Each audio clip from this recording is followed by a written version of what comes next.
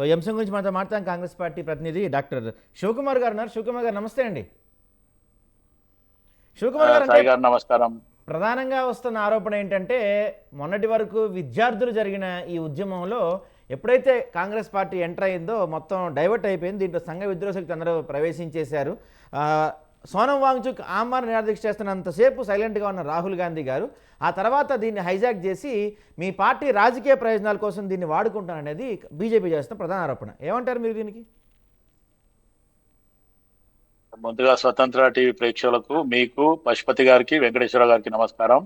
ఒక్కటి గుర్తుపెట్టుకోండి సాయి గారు, బీజేపీ గతంలో మొత్తానికి ఏం చెప్తుండే, కాంగ్రెస్ పార్టీ చేయలేదు, మాకు అవకాశం ఇవ్వండి మేము చేస్తా అని బెగ్ చేసిండ్రు.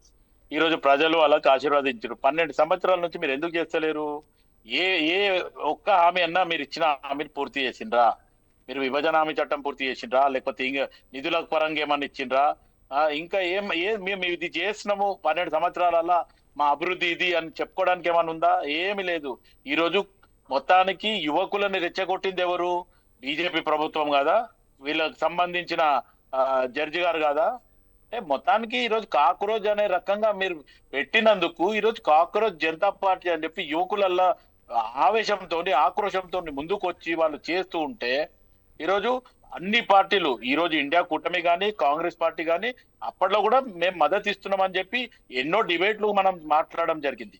కానీ ఈ రోజు రాహుల్ గాంధీ గారు ప్రత్యేకంగా వాళ్ళకి సపోర్ట్ చేస్తున్నామని అక్కడ పోతే ఈ మొత్తానికి ఎవరో అల్లరి ముఖాలను బీజేపీయే దాంట్లోకి పంపించడము, పోలీసులని మఫ్టీల పంపించడము, గొడవ చేయడము, కాక్రోజ్ జనతా పార్టీ ఎవరైతే యువకులు చేస్తుండ్రో దాన్ని మొత్తానికి అణచివేయాలనే ఎన్నో కుట్రలు చేసింది. దాంతో పాటు ఈరోజు వాళ్ళకి ఇంకెక్కడక్కడ అవకాశం లేదు, వాళ్ళు చెప్పలేని పరిస్థితి. ఇప్పుడు వాళ్ళు ఏమంటారు, ధర్మేంద్ర ప్రధాన్ ని ముందు రాజీనామా చేయించండి, వాళ్ళ మెయిన్ ఎజెండా అది. దానికి మేము సపోర్ట్ చేస్తున్నాం, తప్పేముంది? ఒక బీజేపీని నిలబెడితే మిగతా పార్టీలన్నీ కూడా సపోర్ట్ చేయడానికి ముందుకున్నాయి కదా. దాంట్లో ఇప్పుడు బీజేపీ చేస్తే తప్పుగా లేదు. కానీ రాహుల్ గాంధీ అక్కడికి వచ్చి ఇప్పుడు మీరు రాజీనామా చేయించండి, వాడు తప్పు చేసిండు కదా.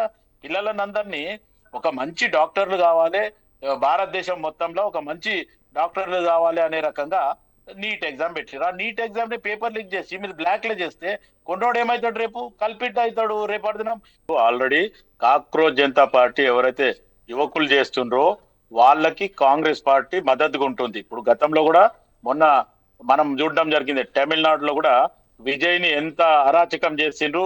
ఆ మెజారిటీ ఉన్నా కానీ చేయనీలే. రాహుల్ గాంధీ గారు అక్కడ పోయిన తర్వాత కూడా వాళ్ళు గవర్నర్ ని అడ్డం పెట్టుకుని ఎన్నో కథలు పడ్డారు. కాకపోతే కాంగ్రెస్ పార్టీ గట్టిగా అక్కడ నిలబడితే దానికి ముందు ఏఐడిఎం కి సపోర్ట్ చేయాలి, ఇట్లా చేసిండ్రు అట్లా చేసిండ్రు. బీజేపీలకు ఏం సంబంధం అండి? ఆడ ఆల్రెడీ వాళ్ళని తిరస్కరించిండ్రు. కాంగ్రెస్ పార్టీ అక్కడ పోయి విజయ్ ముఖ్యమంత్రికి సపోర్ట్ చేద్దామని చేసిండ్రు. దానికి ఆ తర్వాత ఇప్పుడు విజయ్ని ఈ రోజు తప్పనిసరిలా అనే రకంగానే ముఖ్యమంత్రిగా చేయడానికి అవకాశం ఇచ్చిండ్రు. లేకపోతే గవర్నర్ అడ్డం పడి ఎన్ని రకాలుగా చేసిండ్రు. ఆ రకంగానే ఈ రోజు కాక్రోజ్ జనతా పార్టీకి కాంగ్రెస్ పార్టీ అండగా ఉంటుంది. ఖచ్చితంగా యాజ్ ఎ స్పోక్స్ పర్సన్ గా నేను కూడా చెప్తున్నాను. ఎందుకంటే పబ్లిక్ లో పిల్లలు నష్టపోతున్నారు అనేది ఒకటి మనకు తెలిసినాక పిల్లలకు సపోర్ట్ చేయాలి. ఇప్పుడు మనం కూడా ఒక తల్లిదండ్రి వయసులోనే ఉన్నాం. ఖచ్చితంగా పిల్లలకి చేయాలి. కానీ యువకులని ఎవరు కంట్రోల్ చేస్తారు? ఈ రోజు మనలాగా ఏమన్నా సమీకరణ చేస్తున్నారా? లేకపోతే బీజేపీ లాగా డబ్బులు ఇచ్చి తీసుకొస్తున్నారా? అవన్నీ ఏం లేవు కదా. మొత్తానికి ఖాళీ వెబ్సైట్ లో చెప్పడం, లేకపోతే మెయిల్ లో పంపిస్తే, వాట్సాప్ లో గ్రూప్లలో పెడితే ఇమీడియట్ గా పిల్లలంతా గ్యాదర్ అవుతుండ్రు. మన హైదరాబాద్ లో కూడా కాంగ్రెస్ జనతా పార్టీ శివకుమార్ గారు, ప్రధానంగా మిమ్మల్ని బీజేపీలో అడుగుతుంది ఏంటంటే, సరే మీకు విద్యార్థులంటే అంత ప్రేమ ఉన్న మీరు మరి తెలంగాణలో మీరు విద్యార్థులకు ఇస్తానన్న హామీలు ఎందుకు నెరవేర్చట్లేదు? విద్యార్థులకు మీరు ఇస్తాను 2 లక్షల ఉద్యోగాలు ఏమని సేమ్ తెలంగాణలో విద్యార్థులు జాబుల కోసం ఇట్లానే నిరసనలు చేస్తుంటే వాళ్ళని ఇంతకన్నా భయంకరంగా మీ పోలీసులు లాక్కెళ్తున్నారు కదా. ఇక్కడో విధానం అక్కడో విధానం ఎందుకని అడుగుతున్నారు మిమ్మల్ని? ఆల్రెడీ ఏదైతే రాహుల్ గాంధీ గారు అశోక్ నగర్ కు వచ్చి తర్వాత ఏదైతే మాట్లాడి వాళ్ళతో ఛాయ్ తాగిన రోజుల్లో గుర్తున్నాయి.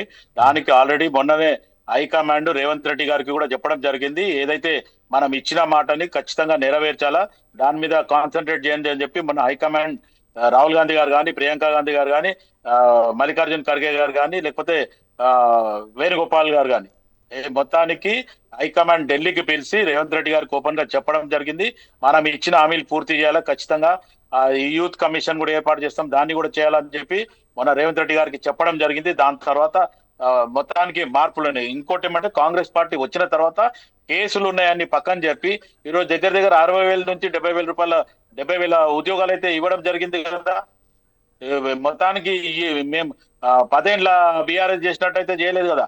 ఖచ్చితంగా ఆ బీఆర్ఎస్ నోటిఫికేషన్ ఇచ్చినా అది టెక్నికల్ గా ప్రాబ్లం ఉంటే ఆ టెక్నికల్ గా అన్ని సాల్వ్ చేసి ఈరోజు కాంగ్రెస్ పార్టీ 60,000-70,000 ఉద్యోగాలు ఇవ్వడం జరిగింది. తర్వాత ఇంకోటి కన్సాలిడేట్ ఉన్నాయి కూడా భర్తీ చేయడం జరిగింది. మొత్తానికి ఇప్పుడు అట్లా అనుకుంటే బీజేపీ 2 కోట్ల ఉద్యోగాలు ఇస్తామని చెప్పింది సంవత్సరానికి. ఈ 12 సంవత్సరాలు ఎంత ఇచ్చిందో వెంకటేశ్వర గారు చెప్పాలి. మాటలు మాట్లాడడం కాదు. ఈ రోజు నరేంద్ర మోదీ మన్ కీ బాత్ మాట్లాడతాడు, మన్ కీ బాత్ బాత్ కర్తా, దిల్ కీ బాత్ కర్తా, లేకిన్ పబ్లిక్ మే బాత్ నహీ కర్తా. మీడియా ముందు వచ్చి 12 సంవత్సరాలు ఒక్కసారి ఒక్క స్పీచ్ చేయలే ప్రధానమంత్రి. ఓ చిట్ చాట్ లేదు, లేకపోతే ముఖాముఖి లేదు. ఈ రోజు మళ్ళీ ఆయన అటువంటి ఆయన రాహుల్ గాంధీ మీద చెప్తాడు. ఇప్పుడు ఈ రోజు ఇంకొకటి ఏంది, రేపు ఆర్టికల్ తీసుకొచ్చేస్తాము, ఎవడైతే కేసులు ఉన్నాయో వాళ్ళ రేపు అధికారం ఉండదు. 11 నెలలు జైల్లో ఉన్న అమిత్ షా ఈరోజు దేశ మొత్తానికి హోంశాఖ మంత్రి. తర్వాత ఇక్కడికి వచ్చే వరకు ఈయన ఏదైతే రైల్ రోకో అనే కార్యక్రమంలో అప్పుడు రైలు తగలబెట్టిండు అనేది కేసు ఉన్నాయన ఈరోజు దేశానికి ప్రధానమంత్రి. మళ్ళీ వీళ్ళే ఇప్పుడు కొత్త చట్టం తీసుకొస్తామని చెప్పి ఈ ఎవరి మీద అయితే కేసులు ఉంటాయో వాళ్ళు ఉండొద్దని చెప్తున్నారు. ఎక్కడ న్యాయం జరుగుతుంది? ఇప్పుడు వాళ్ళు చక్కగా ఉండి వేరేలోకి చేస్తా అంటే తగ్గుతుంది. వాళ్ళే ఎవరైతే అధికారంలో ఉన్నారో వాళ్ళే తప్పులు చేసిండ్రు, వాళ్ళే జైలు పాలైనరు, వాళ్ళే కుట్రలు చేసిండ్రు. వాళ్ళు ఈ రోజు న్యాయం చేస్తామంటే ఎక్కడ న్యాయం అవుతుంది? సాయి గారు ఒకసారి ఆలోచించండి. ఎందుకంటే ఈ రోజు కాంగ్రెస్ పార్టీ పని చేయలేదు, మాకు అవకాశం ఏంటి అన్నారు. 12 సంవత్సరాలు అయింది, మీరు ఏం చేసిండ్రో ఒక్కసారి మీరు శ్వేతపత్రం ఇవ్వండి. ఈ రోజు ప్రధానమంత్రి మొత్తానికి మష్రూమ్ తినడానికి ఆయన ఫ్లైట్లు వస్తాయి, 30 లక్షల రూపాయలు ఆయన మొత్తానికి సూట్ వేసుకుంటాడు. మొత్తం దేశమంతా ఇంటర్నేషనల్ అంతా ఫ్లైట్లలో తిరిగి వస్తాడు. అది ఎవరికి బెనిఫిట్ అవుతుంది? ఆదాని అందానికే బెనిఫిట్ అవుతుంది, ప్రజలకు ఏడవుతుంది?